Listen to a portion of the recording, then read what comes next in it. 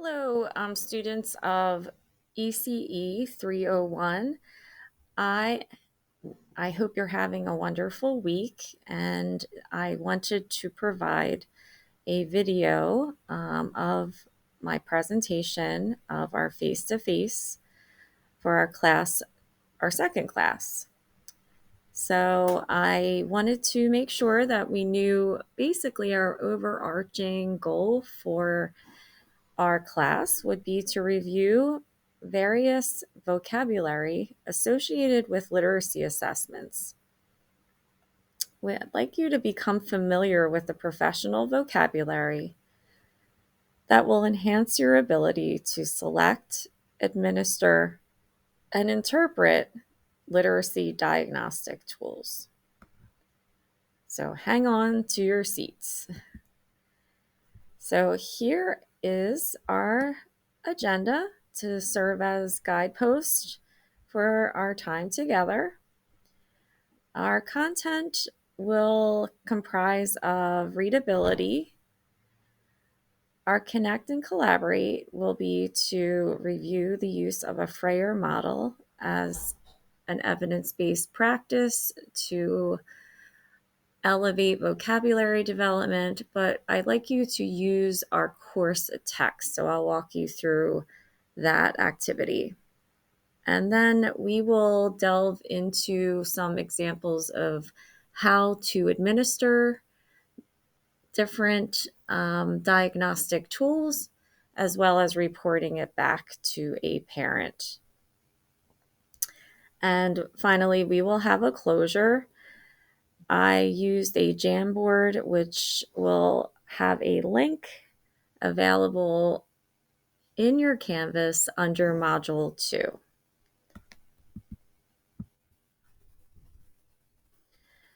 Last week, while we were together, you were fully engaged with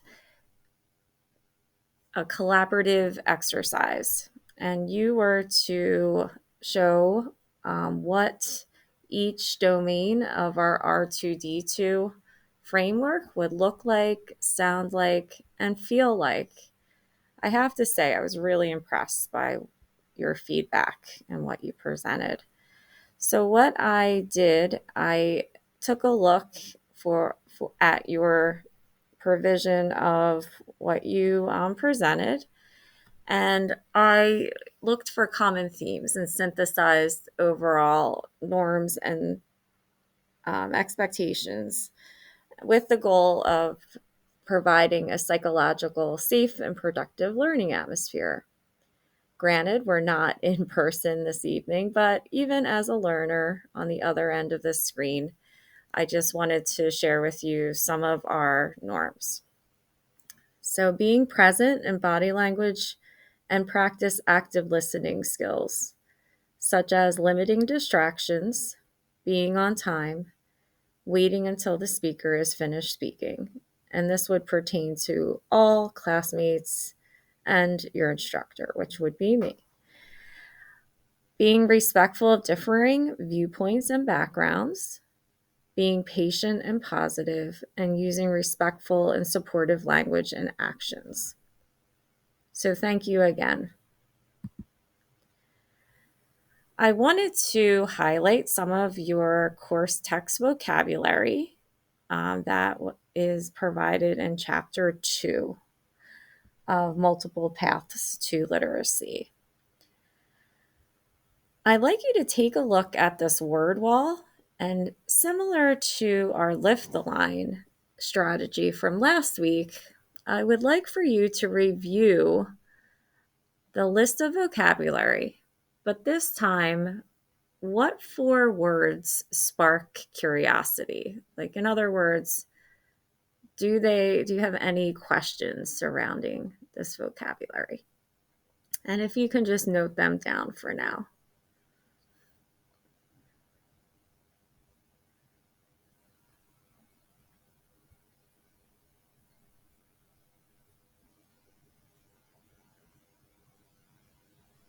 We'll take about a half a minute.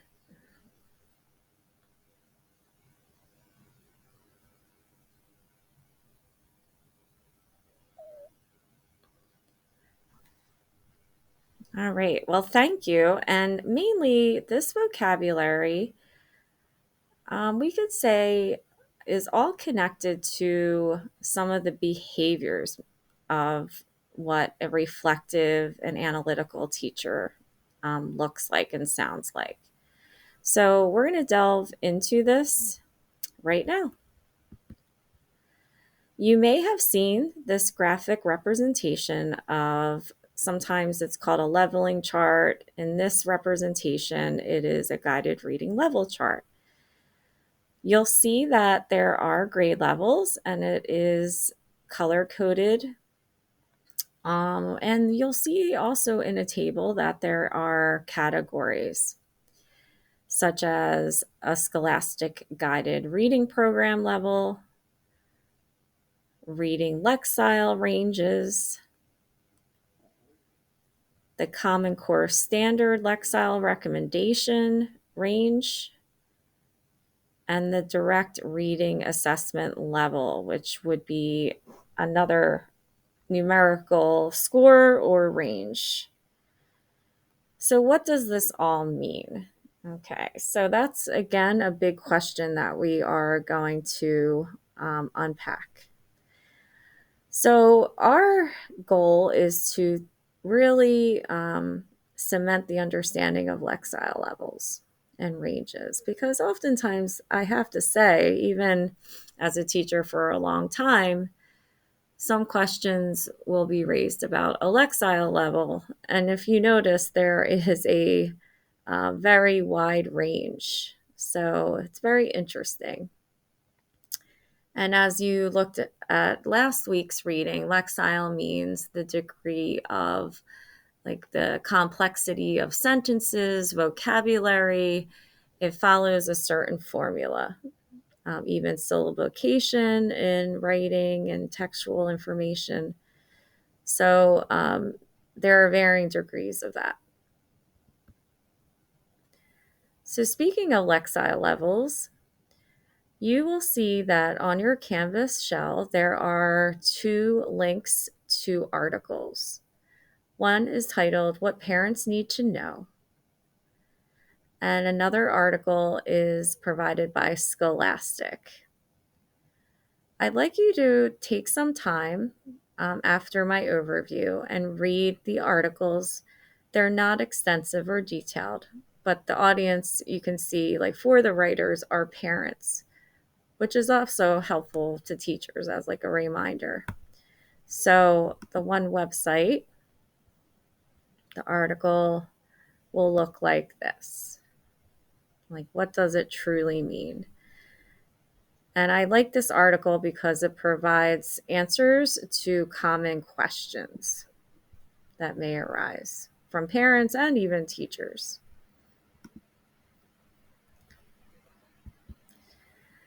So let's delve into some of our common terms of literacy assessments. So we will often hear when we're providing reports or information and data related to literacy and all areas, we may hear the word basal, ceiling, stanines, norm referenced, and criterion referenced. Now, with these terms can be found in your course text glossary, but you're going to take this a step further. Last week, we explored the Freyer model, and according to your exit ticket of new learning and still wondering, it seemed like some of you learned about the different components of a Freyer model. So I'm going to go back to these terms. Now, independently, I would like for you to either sketch or you can use an electronic version. I can provide this sample on your Canvas shell. And what I like you to do is, if I do provide, if you can make a copy of it, just so we're not having other writers in it. That's the only tricky part with Google Slides, with Canvas. So if you can take a look and really analyze each word, and you're going to build a Freyer model around those words. So for instance, if I am looking up the term basil, which sounds a lot like baseline, so that's a little clue.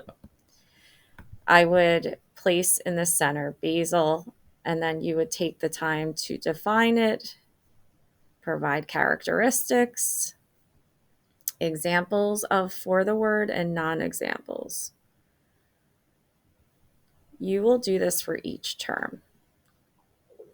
Okay, and you can play back the video to take a look at these terms.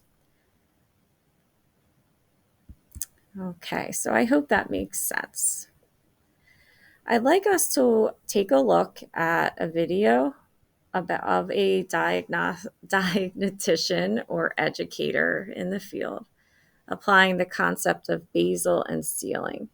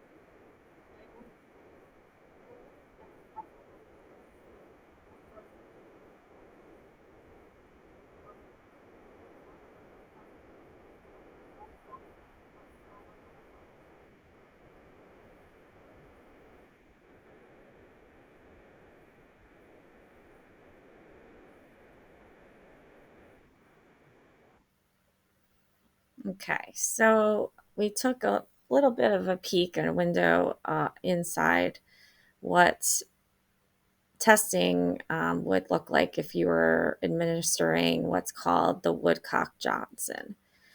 This is provided, as you can see, it's manufactured by a company, and it's designed to build upon a child's developmental level. So it may very well have you start at a child's age and what correlates to that, and then you build until a child gets about three in a row incorrect, and then that you would determine as their ceiling level.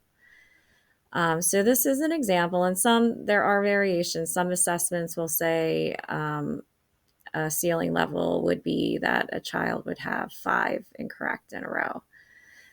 The Woodcock-Johnson, as you would notice, it's leveled in reading complexity with each flip of the item. Many standardized diagnostic tools, such as the KBIT, Kaufman-Binet intelligence test, are designed very similarly to what you just saw. And the child, on a separate note, seemed to be very adorable, knocking it out of the park. The teacher, on the other hand, is provided with that came out wrong. The teacher, not saying that is not as adorable as a student, but the teacher in this situation, and all teachers, would be provided with a script. So you would notice that the teacher was providing guidance on proper nouns. You were able to give names of places and people. But it is interesting. It seems as though the administrator was providing additional guidance and feedback. So oftentimes you would have to be vigilant with that, because you want each testing situation to be standard and the same and reliable. Okay. So let's move forward here. So um, I hope you were able to tease out some helpful elements of the testing situation. Now, our next topic is parent conferences. So once you have information, how do you disseminate the information in a concise and comprehensive way that's understandable for those who are around the table or for the parent? So I'd like you to divide a paper into 3 columns. You can make a table that I have just as an example at the bottom. So you would have at the top of one column would be the teacher. Another header would be the student, and another header would be the parent. Now, as you watch this video, I'd like you to observe how the teacher's body language is showing. I would like you to note if you have any questions about their roles and how would you describe their interactions with one another. Did the teacher make appropriate comments? Was the conference conducted professionally? How do you feel about the student being present? Do you see pros or cons to this? So again, you can note under teacher, student, parent about their interactions and behaviors as you watch.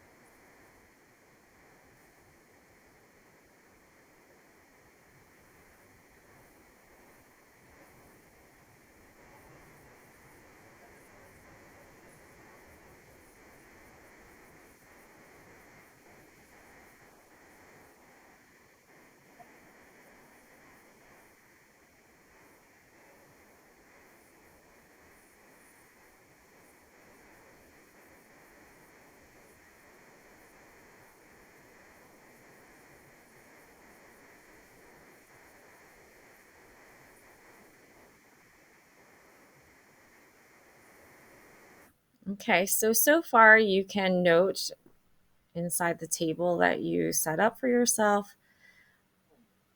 What do you observe? What interactions do you notice? And you can go ahead and write that.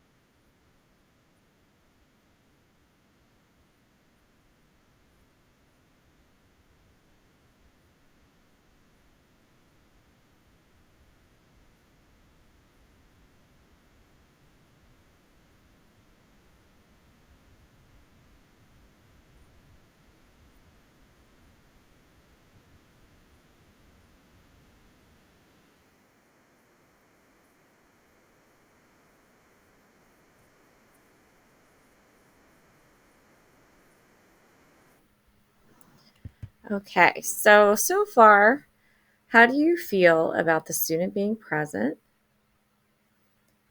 Oftentimes, I will have my students attend their conferences in a similar fashion, and they prepare a Google slideshow about their goals and their strengths and their needs, and it very much places the child at the center alongside of their teacher and their parent or guardian. So I'd like you to check in right now. How are you feeling? Okay, it's important as you take a break if you need to walk away, take a drink of water. We're striving for green zone or yellow zone of feeling content, confident, positive. You can pause the video if you need to do that. Okay, so when we are closing our time, I often like to give a variation of platforms and tools to not only assess your learning, but also to have you experience so you can maybe take it back to your classrooms. So you will find in your Canvas shell a link to a Jamboard. And if you haven't used Jamboard before, I will try to show you how to use it.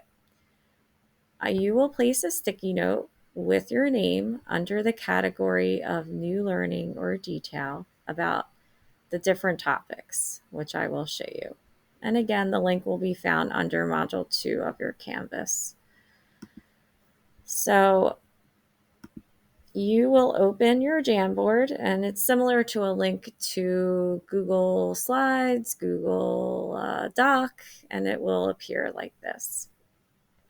So to add a sticky note, you're going over to your left-hand side, and a window will appear, and you can change and vary the color. Inside of this window, you will type what your input would be, and then you would click Save. This is a blank, and make sure you place your name. And then you can click and drag the sticky note under the category. So I'm looking for just one new learning, which hopefully you learned a lot more about Lexile levels, assessments, and parent conferences. So thank you for tuning in, and I look forward to seeing your new learnings. And you can often, what is an advantage of videos, you can play back to anything that you need to review. So thank you for your time and flexibility, and I look forward to seeing you sooner than later. Take care.